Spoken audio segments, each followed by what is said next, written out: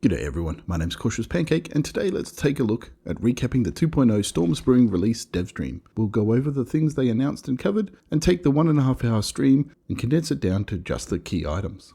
First off, after kicking off with a big welcome, well, hello everybody. How are you all doing? Lathan and Richard jumped into the changes to random world gen maps. We have some random gen improvements. Let me click here. And I'm actually going to generate a world and let Rick talk about it as I do it. There's all kinds of upgrades to it. He's made the padding around tiles closer so that there's possible for elevations that are closer to cities and towns. The wilderness roads are much more believable. When you fly around aerial, you're like, oh yeah, those look a lot better. The roads connect. The propagation and distribution of the wilderness locations is much better. Towns have independent elevations. He's created a new sub-biome system that allows clearings and more detailed sort of like lush forest, thicker forest areas. That allows for kind of meadows that are more open and more thick lush areas. And it allows you to kind of not always see what's behind trees. There's no cost to performance because the guys have balanced it quite well. Watching them generate a map from scratch, it took just over 2 minutes to create a new 10k map with the 2.0 release. For me in the current 1.4 release, the build time for a 10k map is about 1:15, but that's on a completely different PC and without running any of the streaming setup that would have affected things for the stream. So I'd expect my time to be slightly slower in 2.0, but it's worth it for my money to get all of the advances that Richard mentioned. Once back in the game, they showed off the new sub-biome tree clustering. You can see the trees are clustered in groups, and then there's clearings more. And it gives the world a little more, a lot more believability with the dispersion of the foliage. I like this change. It's neat, but I'd still like to see a little bit of extra variation. Especially in the forest biome, I think this now lacks a true forest, or at least some small wooded areas with lots and lots of trees, although I can understand that they might not have done that due to concerns over performance. The city tiles, because of the stamp padding that Sean adjusted, you'll see more elevations close to city areas or town areas. The elevation changes closer to towns were mentioned, but not really shown during the stream, so that's something to keep an eye out for once the experimental is released on Monday. They also talked about improved realistic roads and driveways. It'll be interesting to see how they feel once we get into the game. From a top-down view, they look like they've straightened out some of the minor roads and made sure that the driveways run off these. The next major topic was the Biome Progression, which is one of the major features of the 2.0 release. Richard introduced the feature like this. So the average progression of the game is you'd quest through Trader Rect, and then he would direct you eventually to opening trade routes to Trader Jan. And you'd find out that, okay, I need to get in the Burnt Forest. And then when you go into it, you discover that you need to overcome the challenge of it and obtain a biome badge. So that gives you a little bit of background, but it's important to note that you can turn the biome progression system off and play without it. Lathan accidentally demonstrated this during the stream, so we know for sure that this feature will work in 2.0. You come on in, you go, okay, this is fun. Oh shit, hold on, wait a minute. I just realized I have Biome Progression turned off because I was testing it earlier. Anyway, with the Biome Progression turned back on, you can see that entering the burnt biome provides a 3-minute buff during which you can act normally and fight, loot, and move around without penalty. At the end of the 3-minute buff though, you will start to take damage and must leave the biome to recover. There's also a visual smoke indicator at the bottom of the screen to make sure you're aware that you're in a dangerous area. There's also a recipe to lengthen your immunity or in it that you could also craft. What Richard refers to there is the burnt smoothie that is shown later in the stream. We don't get the mouse over text for it, but we'll see it again in the challenge section in a minute. Anyway, once the buff runs out, you can see that Lathan starts to take 1 point of damage every couple of seconds or so until he leaves the biome. Then there's another buff that starts to tick upwards. They kind of mentioned it, but not in detail, but you can see that the green campfire buff that's increasing in time, this looks like it will increase up to the 3-minute maximum and then probably disappear. Going back before this hits the maximum will limit your time in the burnt biome to the value of this recovery buff at the point at which you enter the biome. You can see this when Lathan runs back in with 2 minutes and 6 seconds on the buff, and that's how long he gets in the burnt biome immunity buff. To build up a permanent immunity to the biome, there are a set of challenges that, once completed, will award Biome Badge 1, which will provide immunity to the biome effects for the burnt biome. These challenges can't be done until the initial opening challenges are complete, but apart from that there are no restrictions, at least from what we saw on the stream. There may be restrictions for later biomes, but it doesn't look like it from what we saw. This means that it might still be possible to biome jump if you want or need to. So from what we saw, the challenges to achieve immunity for the burnt biome were equipping a piece of non-primitive armor, harvesting 5 mushrooms while in the burnt biome, craft a burnt smoothie, which is also useful since it will lengthen your immunity to the biome effects, harvest 500 nitrate in the burnt biome, kill 5 burnt zombies in the burnt biome, loot any 5 containers in the burnt biome, and survive 20 minutes, obviously in the burnt biome. Note that this looks like a pretty similar set of challenges needed for each of the biome immunities. Each of them has an armor challenge, my guess is for wearing higher tier armor, a plant challenge, so maybe potatoes, corn, and super corn, a smoothie recipe for each biome, harvesting a particular ore, killing a number of the biome specific zombies, so Plague Spitter for desert I'd guess, and Frostclaw for snow. Wasteland might be a mutated zombie I think, since they didn't tease anything new, but we'll have to wait and see. And there's also a loot challenge and timed survival challenge for each biome as well. I think for these, while I understand the desire to use the challenge system and award an immunity badge, I almost would have preferred crafting some sort of immunity item, say a respirator for the burnt biome, with crafting mats only found in that biome with a relatively low drop chance. This would have forced you to dip into the biome, do a POI and loot and then run away. It's not to be though.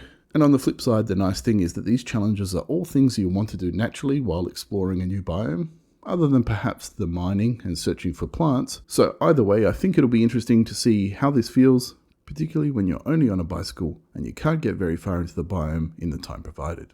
Anyway, once you've got the biome badge, it will appear on the character sheet like this. Yeah, I'm showing off the biome badge. So let's just pretend like I finished all those, and then I went to the trader, I got my biome badge, now I have it. So what that does is now I can walk around the burnt forest all I want, no big deal. But if I go to the next biome, I still have to work my way through it. So this is the basic system. You don't have to change clothes a bunch and all that business like you would in a Zelda or a Valheim. It's more about accomplishing your merit badge, your biome badge to achieve that immunity. So that's the basics of the Biome Progression system. Related to this is the Biome Loot Cap, which is also enabled or disabled with the same game setting as the progression system. Basically, with Biome Progression turned on, the loot stage cap is active. If you disable Biome Progression, you don't want that. It doesn't cap any of the loot. When you reach a specific loot stage, it'll clamp it and you'd see an icon that would let you know that you've reached the loot cap. To raise the loot cap, you would go into the next biome. Once you see the loot stage cap, to raise it in the forest, you have to go to the burnt forest and achieve immunity there. And then that would raise the loot cap there. And you would continue that, so forth. Eventually, you'll reach the loot cap in the burnt forest. And to raise that loot cap, you have to achieve the biome badge immunity from the desert. Overall, I'm not sure how much difference the loot cap will make. They say it's fairly generous, so for the most part, people will be wanting to move on to the next biome anyway, other than in specific playthroughs where you might want to just stay in one biome, in which case you can turn this off. Overall, the purpose of these systems is to guide the player through the biomes to seek further challenges. The loot stage cap and the immunity, we feel, guides the player to get better loot and improves sort of like the whole overall desire to progress through the game and encounter more difficult challenges. Next up is dynamic storms. These babies are separate from the biome progression and will occur randomly while in any biome other than the forest. There is a setting for storm frequency you can set between 0 and 500%. If you set it at 0, you're going to have no dynamic storms that are that could actually cause injury to you as a player. There's hot ember storms in the burnt forest. There's sandstorms in the desert. There are snowstorms in the winter biome, and there's radiation storms in the wasteland. So again, a new feature that we can turn on and off. As for how it looks, they showed what happens when a snowstorm comes in. First up, you get this nice 60-second warning, which will allow you to work out how you want to seek shelter. Maybe hop on your bike and ride to the nearest POI. Once the 60 seconds is up, you'll get a new warning and a new buff that will apply damage as soon as it runs out. You can see that for this snowstorm, this is a 12-second buff, and that when it expires it deals 13 damage. Although that's not clear if it's impacted by the armor you're wearing, but I'd expect not. Also worth noting that after applying damage, the buff is reapplied with only 5 seconds warning, which then applies another 13 damage on expiry. So this is going to be fairly lethal if you're caught out in the open, and it's worth noting that being in a vehicle will not provide protection. Running inside a building does provide shelter though, and I expect that this will be the same for all storms, which could of course force you into a POI that's not empty of zombies.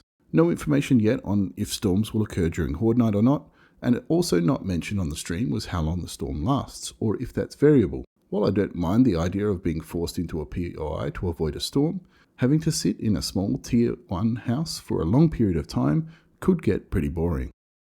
So I hope that the storm durations aren't particularly large. Heading outside while the storm is still going will reapply the buff of course, but it's the 12-second buff initially, so if you're mid-quest in a POI and the storm rolls in, you might still be able to complete it by dashing through open areas, or you might have to potentially stay put depending on the POI. But you might be able to just duck outside to your vehicle and get some items if you're quick. The guys have built a system that we can build upon. If in future updates, if we want to get more aggressive with additional weather types, we can build upon that. Moving right along, it's time to talk perk trees. They were a bit shy on the stream and didn't want to go through and give out all of the details, so we've only got a little bit to go on. I do want you all to, experience it, enjoy it, do some exploration of your own. But we're going to show a little bit. But to start with, all skills on the existing tabs, like agility and perception, are now 5-point skills. Except for the ones that we moved to the new general tab. The feedback we got from the community over the years is some of these are must-have perks, and you're forcing me to play in the perception or the strength skill tree, and the general tab was designed to say, well, okay, you guys are right. Well, let's fix that. And so the general tab is really a response to that.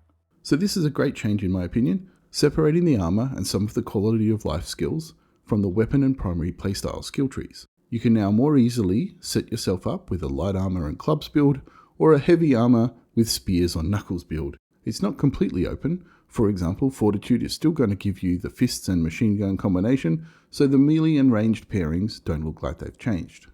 They didn't show the skill trees in detail, but did show the basic outline of perception, strength, fortitude, and agility. You can see that for most of these it's the same, but there's also a mastery on each that it looks like you can get once you've completed most or all of the skill tree. Master agility. Leg hits have a 40% chance to instantly cripple enemies. Handguns reload 20% faster. Man, maybe you should be talking.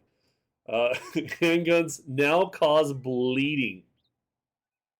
Graceful reflexes deflect the first zombie or animal attack with ease. Recharges every 60 seconds.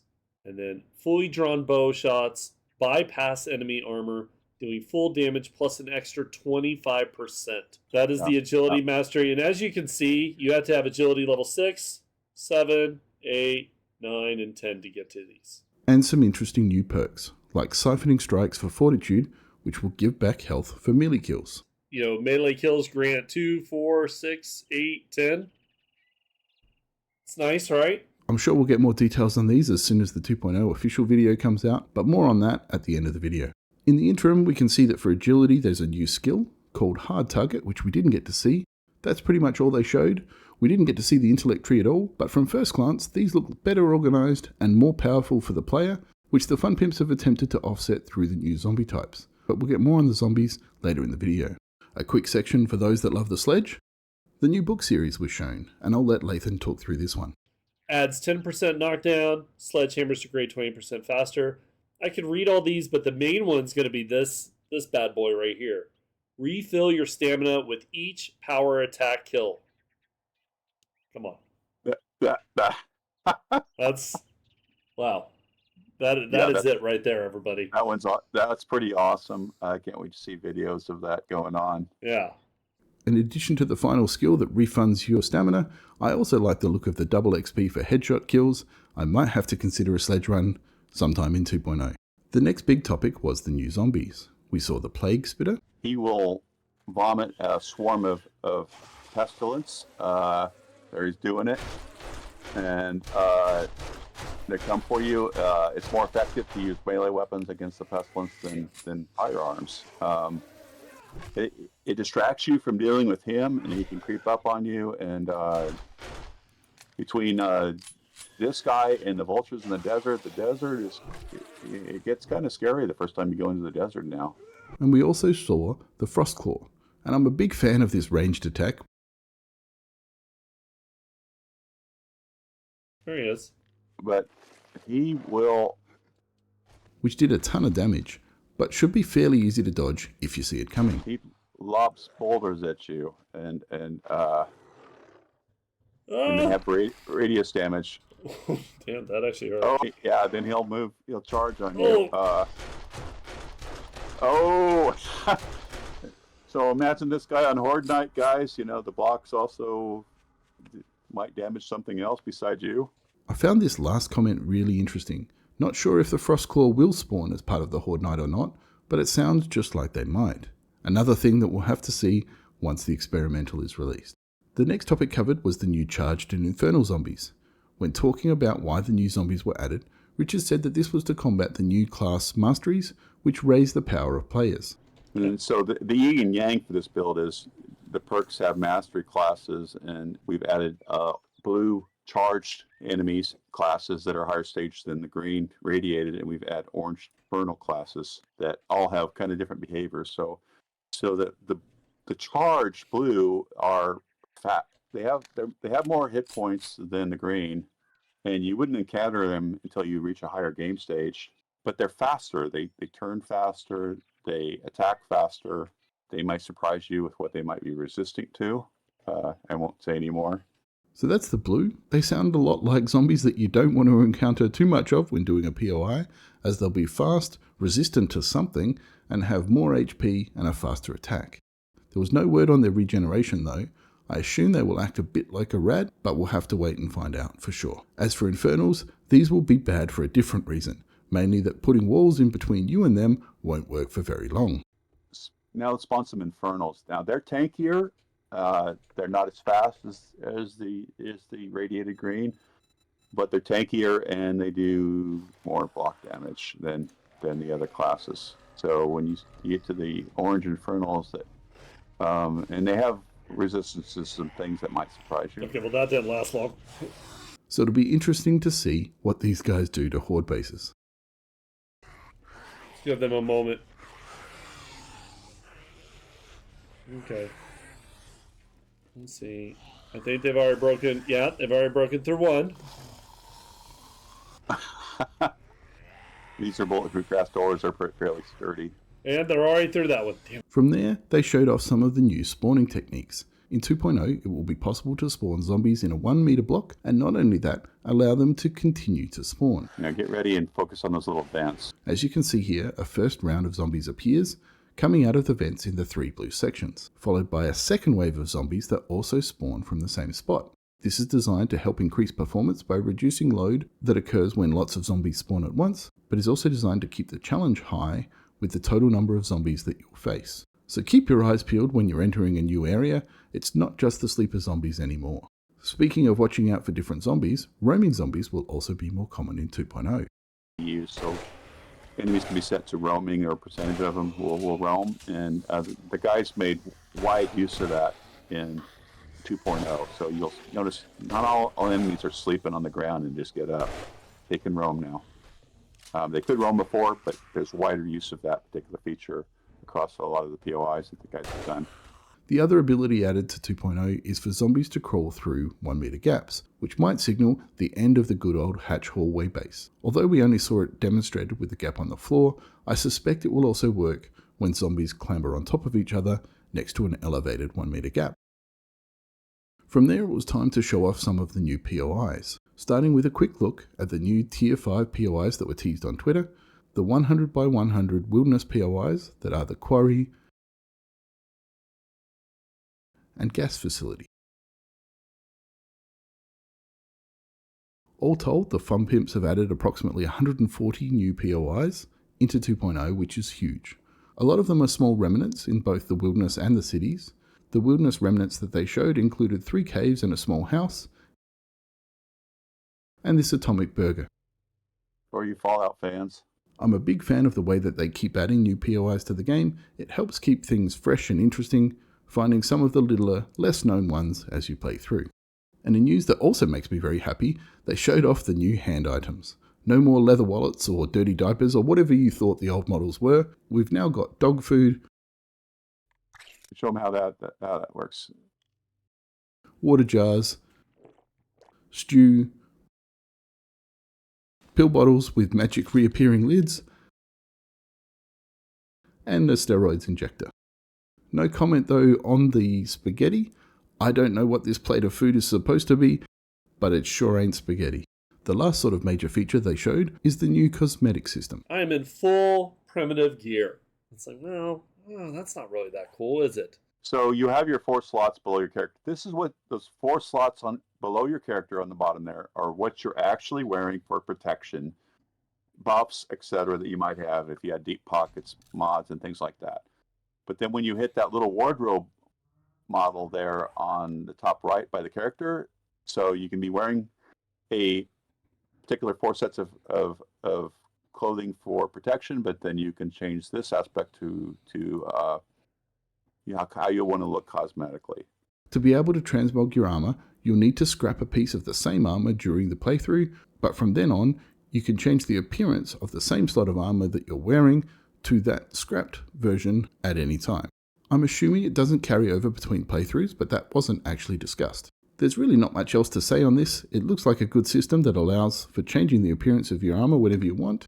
They did also mention DLC armors and Twitch drop armor sets are coming, which I think might be those items shown here, which Lathan was very careful not to click on. For the Xbox and PS5 players, great news, crossplay should be available across console and PC on dedicated servers when the stable version launches.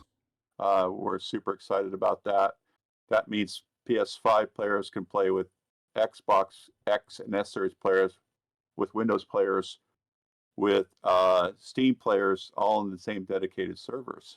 2.0 for console will be stable PC, Steam, and we're still looking at June 30th as a very, very strong date for us. Unless something explodes, it's been playing really good for a while now. Okay, getting into some of the littler stuff now, we've got the new quest marker flag. That will show the quest type on the flag, which looks nice, but isn't a huge game changer. Third person is confirmed being worked on, but not ready for 2.0. So you guys have asked about third person view. We have worked on third person view. It's not ready for 2.0, but we feel we could roll it out in a 2.1 or 2.2 patch. In-game voice chat has been updated to run on Discord. So we have integrated Discord into our voice chat. So that's what we're using now for voice chat. It gives you a rich presence. You can invite people to game through Discord. There's a lot of other features. If you link your account, it'll use your Discord account. If you don't, it would use a anonymous account, you call it, I guess. New weapons are a possibility in future updates. We'll be adding some new weapons in future updates. I know you all like authentic weapons and more weapon types, and we've been putting some thought into that. Bandits might be coming later this year, although this was played down by Lathan, so I'm not holding my breath on the timing, but at least it sounds like they are still being worked on. At end of the year, we're working on we're working on bandits-ish. And lastly, here's a look at the new Grace model, which looks awesome. But there is your new Grace. Oh! Woohoo! Yeah. So that's it for the 2.0 dev stream recap. I've not gone through to review all the things that were previously talked about that might not have made it. One that rings a bell is there wasn't any mention of UI changes, but they did also mention that there's a full 2.0 release video coming from Wayward Echo. He did such an awesome job on 1.0, I can't wait to see his 2.0 video as well. When that comes out, I'll put a link to it in the description below, so be sure to check that out if you haven't already. As always, a massive thanks to my patrons for their support, thanks to you for watching this video, and I can't wait to see you for more videos in 2.0.